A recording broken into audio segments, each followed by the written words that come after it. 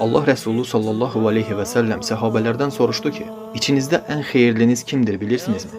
Səhabələr dedilər ki, yəqin ki malı, pulu, var dövləti olan. O zaman Allah Resulü cavab verdi ki, xeyr, içinizdə ən yaxşı və xeyirliniz o kəsdir ki, Qur'anı özü öyrənir, sonra da onu başqalarına öyrədir.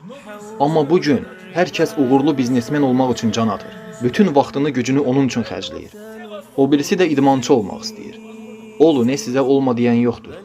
Sözümün canı odur ki, içinizdə kim bugün Allah Resulü sallallahu aleyhi və səlləmin dediyi kimi yaxşı insan olmağa can atır? Niyə axı biz bunu dərk eləyə bilmirik, qardaşlar? O buyurub ki, sallallahu aleyhi və səlləm, içinizdə ən xeyirliniz Qur'anı öyrənən, sonra da onu başqalarına öyrədəndir. Baxın, qardaşlar, çox önəmli bir məqamı da unutmamalıyıq ki, övladlarınıza Qur'an oxumağı öyrədəndə ona əməl edib onunla yaşamağı da öyrədin. Bir gün səhabələr Osman bin Affanın gəlişini görüb həyəcanlanıb dedilər, Osman gəlir, Osman gəlir. Çünki Osman bin Affan o zaman Bəqərə surəsini əzbər bilirdi.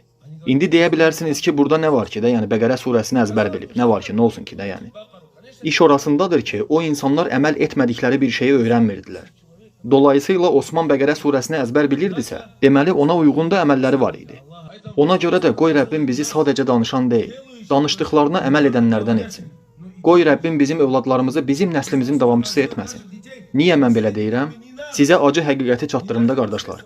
100 il sonra sizin heç biriniz bu dünyada olmayacaqsınız. Bu ətrafda gördüyünüz evlərdə, nə bilim tikib ucatdığınız o evlərdə tamamilə başqa insanlar yaşayacaqlar.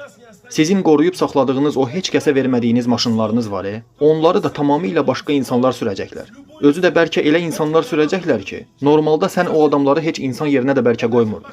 Sizi heç yada salan da olmayacaq. Qəbirstanlıqdan sizi bastırıb evə qaydanda artıq mallarınızı bölməyə başlayacaqlar. Oğlun maşınına göz qoyacaq, qızın evi böləcək. Bax belə hər şeyiniz gedəcək, heç nəyiniz qalmayacaq.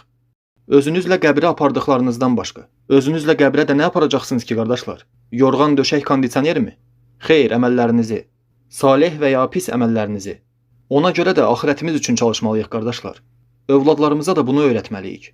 Qoy övladlarımız da bizim yox, Allah Resulü sallallahu aleyhi və səlləmin davamçısı olsunlar.